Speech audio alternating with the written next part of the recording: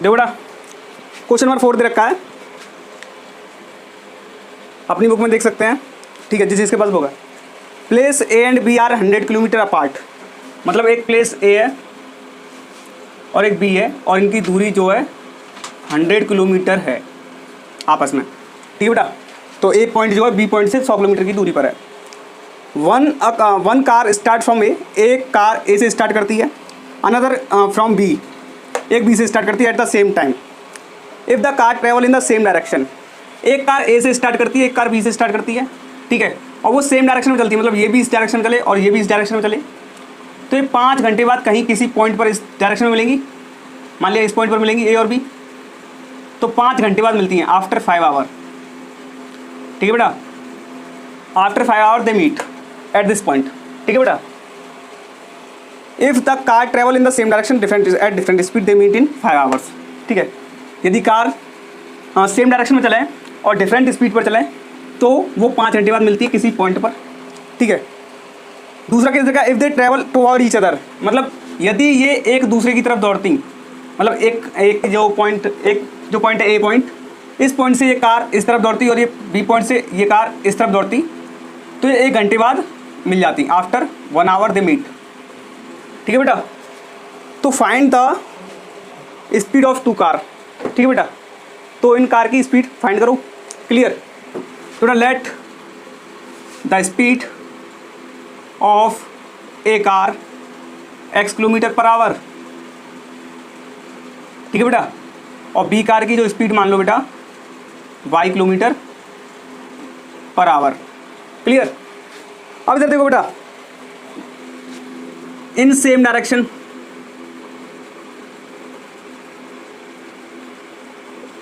एक ही दिशा में जो दोनों कार की जो रिलेटिव स्पीड है वो क्या बेटा x माइनस वाई, क्योंकि देखो x तेज चल रही होगी और y स्लो चल रही होगी, तभी जो है ए जो कार है वो इतनी डिस्टेंस को कवर करने के बाद इसको कैच करेगी इस पॉइंट पर। मतलब क्या, ए जो कार है वो तेज चल रही होगी बी से। क्लियर, मान लो तुम पीछे हो और तुमसे कोई आगे है और तुम उसको पकड़ना चाहो तो तुम्हें तेज दौड़ना पड़ेगा। ऐसे ये एक कार है ए और ये कार है बी जो कार है वो इस पॉइंट से स्टार्ट करती है, ए जो कार है वो इस पॉइंट से स्टार्ट करती है और यहाँ पे जाके 5 घंटे बाद आपस में मिल जाती हैं, तो मतलब क्या, एक कार तेज चल रही होगी। ठीक है, तो ये जो कार है तेज चल रही है और ये जो कार है बी स्लो चल रही है, मतलब इनकी रिलेटिव स्पीड क्या आएगी, इस वाली कार में से, इस वाली कार की स्पीड में से इस वाली कार का सेपरेट कर देंगे तो रिलेटिव स्पीड आ जाएगी, है ना। तो in same direction relative speed x minus y kilometre per hour आएगी। इन डिफरेंट डायरेक्शन मतलब बेटा ये वाली कार इस डायरेक्शन में चल रही है और ये वाली कार इस डायरेक्शन में चल रही है, मतलब एक दूसरे का अपोजिट डायरेक्शन में चल रही है ना। अपोजिट डायरेक्शन में क्या होगा, ये इधर से आएगी और ये इधर से आएगी, तो जो दोनों की स्पीड है आपस में जुड़ जाएगी और वो जल्दी मिल जाएंगी, है ना। मान लो एक जो बंदा है वो सामने से आ रहा है और तुम इधर से आ रहे हो तो जल्दी मिलोगे, और एक बंदा उस पॉइंट से स्टार्ट कर रहा हो तुम इस पॉइंट से, तो तुम्हें उसको पकड़ने के लिए तुम्हें तेज चलना पड़ेगा। ठीक है, और इधर से क्या होगा, जब ये कार ए से इधर से स्टार्ट करेगी और बी इधर से स्टार्ट करेगी तो दोनों की जो स्पीड है वो रिलेटिव स्पीड क्या हो जाएगी, जुड़ जाएगी आपस में, है ना। क्या हो जाएगी, X plus Y kilometre per hour. Clear, Hindi में इसको बोलते हैं बेटा सापेक्ष गति। ठीक है, रिलेटिव स्पीड को। अच्छा, केस फर्स्ट बेटा और एक case second. After 5 hour they meet, case first में after 1 hour they meet in case second. पहले केस में बेटा 5 घंटे बाद मिलती हैं और केस सेकंड में 1 घंटे बाद मिलती हैं। ठीक है, तो बेटा हम क्या जानते हैं, time equal to distance upon speed. Case first में बेटा 5 घंटे दे रखे हैं और डिस्टेंस बेटा दे रखी है कितनी, ये जो कार है वो 100 किलोमीटर ही तो कवर करेगी भाई। इसको पीछे करने के लिए, इससे मिलने के लिए या इसके बराबर में आने के लिए ये वाली कार 100 किलोमीटर कवर करेगी। ठीक है, और इनकी रिलेटिव स्पीड क्या दे रखी है बेटा, x माइनस वाई है, क्योंकि ये जो कार है वो किस स्पीड से चल रही होगी, x माइनस वाई स्पीड से चल रही होगी, और 5 घंटे में कितना कवर कर रही होगी, 100 किलोमीटर। क्लियर, तो बेटा इसको क्रॉस मल्टीप्लाई करो बेटा, इस x माइनस वाई को दराया गया तो 5x minus 5y equal to 100, ये इक्वेशन फर्स्ट हो जाएगी। क्लियर। केस सेकंड में भी बेटा time equal to distance upon speed लगाओ। बेटा टाइम कितना देर का 1 आवर, डिस्टेंस बेटा 100 किलोमीटर ही है, ये इधर से आ रही है इधर से आ रही है, 100 किलोमीटर तो तय कर रही दोनों। और स्पीड क्या है इनकी x प्लस वाई, इसको तो लेगा बेटा x plus Y equal to 100। Equation second हो जाएगी। अब इनको सॉल्व करो बेटा, थोड़ा ऐसा करो इस इक्वेशन 5 का मल्टीप्लाई कर लो तो ये कोफिशिएंट बराबर हो जाएंगे। बेटा ये 5x minus 5y equal to 100 और ये 5x plus 5y equal to 500, तो ये 100 इंटू 5 है। बेटा क्या होगा, y से y कटेगा, 10x इक्वल टू 600 और x equal to 60 kilometre per hour, है ना। x equal to 60 kilometre per hour यहाँ पर रख दो बेटा, तो 60 प्लस वाई इक्वल टू 100, बेटा वाई इक्वल टू 100 माइनस 60, तो बेटा Y equal to 40 kilometre per hour. तो बेटा x की जो वैल्यू आई 60 किलोमीटर पर आवर, मतलब ए कार की जो स्पीड है वो 60 किलोमीटर पर आवर है और बी कार की जो स्पीड है वो कितनी है 40 kilometre per hour. Question number 5, the area of a rectangle get reduce by 9 square unit if its length is reduce by 5 unit and breadth is increase by 3 unit. किसी आयत का क्षेत्रफल 9 यूनिट घट जाता है जब उसकी लंबाई 5 यूनिट घटाई जाती है और उसकी चौड़ाई 3 यूनिट बढ़ाई जाती है। If we increase length by 3 unit, यदि हम लेंथ को 3 यूनिट बढ़ा दें एंड ब्रेथ बाई 2 यूनिट और चौड़ाई को 2 यूनिट बढ़ा दें, then area is increase by 67 square unit, तो एरिया या क्षेत्रफल क्या है वो 67 स्क्वायर यूनिट बढ़ जाता है। Find the dimension of the rectangle, rectangle की डायमेंशन फाइंड कीजिए, मतलब find the length and breadth of the rectangle. तो बेटा लेट कर लो, let length of rectangle be x metre and breadth be y metre. बेटा एरिया क्या होता है, लेंथ इंटू ब्रेथ, किसका, रेक्टेंगल का, है ना। तो बेटा लेंथ क्या दे रखी है x और ब्रेथ क्या दे रखी है y, तो ये क्या हो जाएगा बेटा एक्स वाई स्क्वायर मीटर। अब देखो बेटा केस फर्स्ट और ये case second. If its length is reduce by 5 unit, length को 5 यूनिट घटा दिया जाए, तो बेटा लेंथ क्या है x है ना, लेंथ x है। अभी इसको 5 यूनिट घटा देते हैं तो बेटा लेंथ कितनी हो जाएगी, x माइनस 5 हो जाएगी। And breadth is increase by 3 unit, बेटा ब्रेथ को हम क्या करते हैं 3 यूनिट बढ़ा दें तो ये ब्रेथ कितनी हो जाएगी बेटा y प्लस 3 हो जाएगी। तो बेटा लेंथ इंटू ब्रेथ एरिया आएगा। क्लियर, क्या रहा है बेटा, जो अब जो एरिया आ रहा है वो पहले वाले एरिया से, मतलब अभी का एरिया क्या है x minus 5 into Y plus 3, और जो पहले वाला एरिया क्या था x इंटू वाई था। जो अब वाला एरिया है वो पहले वाले एरिया से 9 स्क्वायर यूनिट कम आता है, तो बेटा ये वाला 9 कम है ना, ये वाला तो 9 कम है और हमने इसके बराबर बनाना है। ये वाला जब 9 कम है इसके बराबर बनाना है तो हम इसी में 9 जोड़ेंगे। क्लियर, अब बेटा मल्टीप्लाई कर लो, x Y 3x minus 5y और 5 इंटू 3 माइनस का 15 plus 9 equal to X Y से बेटा x Y cancel, 3x minus 5y और ये माइनस का 6 इक्वल टू 0। ये इक्वेशन फर्स्ट आएगी। केस सेकंड में कहता है if we increase length by 3 unit, length को हम 3 यूनिट बढ़ा दें तो बेटा लेंथ हो जाएगी x plus 3 and breadth by 2 unit, breadth को हम बढ़ा दें 2 यूनिट, तो जो एरिया है पहले वाले एरिया से 67 स्क्वायर मीटर ज़्यादा आता है। मतलब अब जो एरिया आया वो कितना ज़्यादा है 67 स्क्वायर यूनिट, तो बेटा ये ज़्यादा है और हमने बराबर बनाना है तो हम इसको 67 से ऐड करते हैं या फिर हम इसमें 67 घटा दें। ठीक है, ये 67 ज़्यादा है तो या तो हम 67 इसमें से घटा दें तो बराबर बन जाएगा, या फिर हम इस वाले को 67 ऐड कर दें तो बराबर बन जाएगा। क्लियर, अब बेटा सॉल्व करो इसे, तो x into Y X Y plus 2x plus 3y और 3 इंटू 2 6 और ये XY इक्वल टू 67। बेटा XY से XY कैंसिल,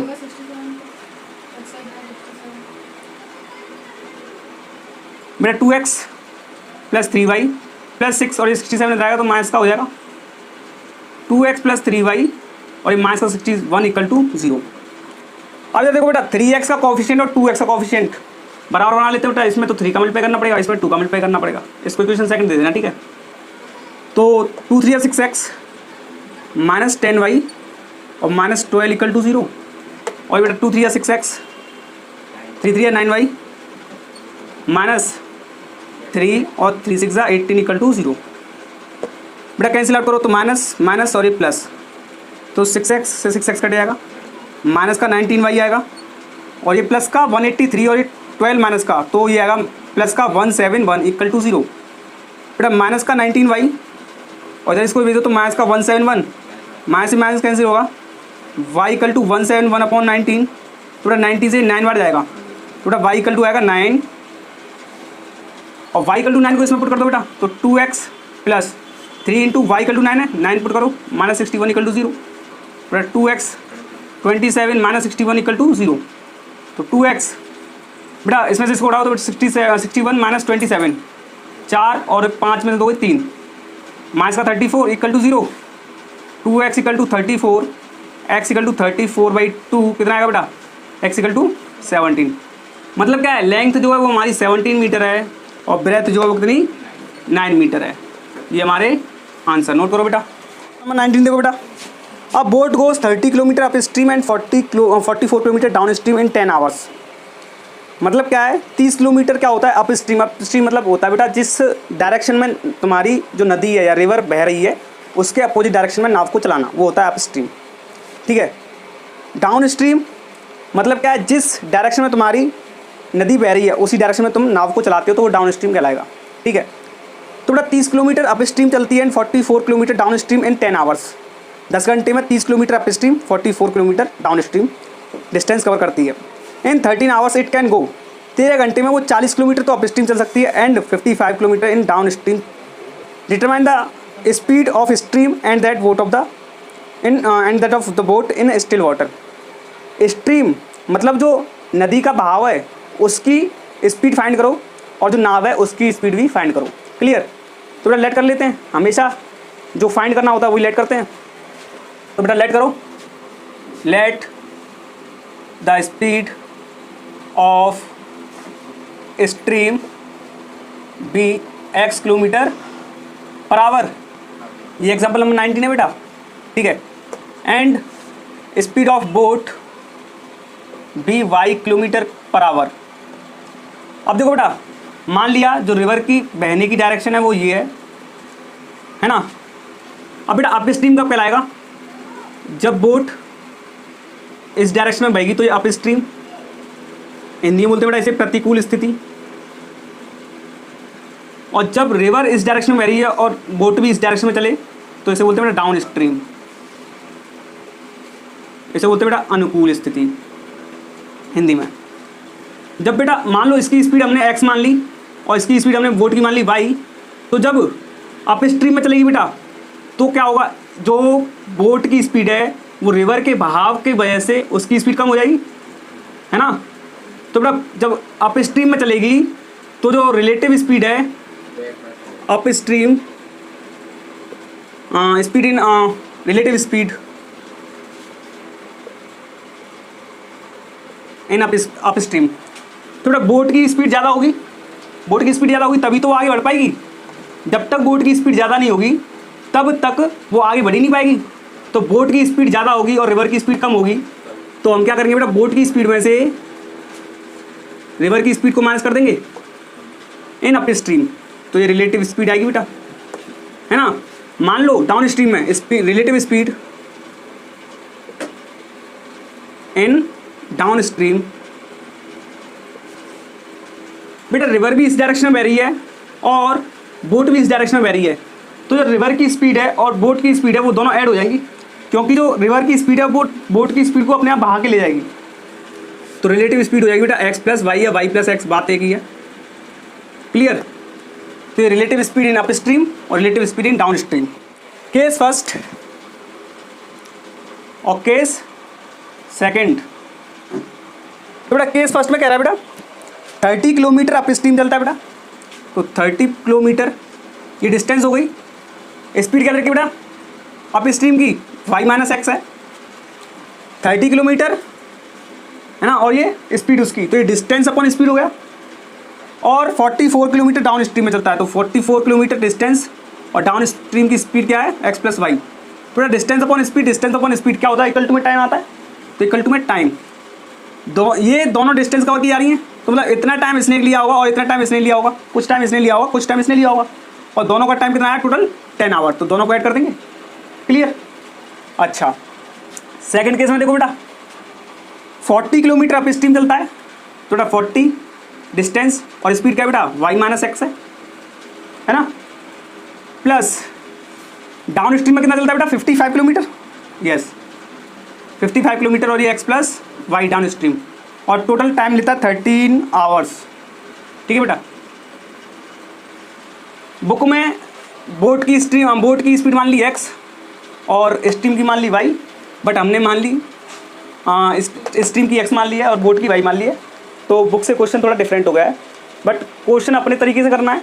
ठीक है, आंसर हमेशा जो बुक में आएंगे वही आएंगे। ठीक है, करने के तरीके डिफरेंट हो सकते हैं, बट अगर तुम्हारे कॉन्सेप्ट क्लियर है तो आंसर की टेंशन लेने की जरूरत नहीं है। ठीक है, कि आपने क्या माना है। ठीक है, तो बेटा अब देखो इस टाइप की जब भी इक्वेशन आती है बेटा क्या करते हैं, लेट करते हैं, तो लेट कर लो 1/y minus X equal to U और 1/x plus Y equal to we.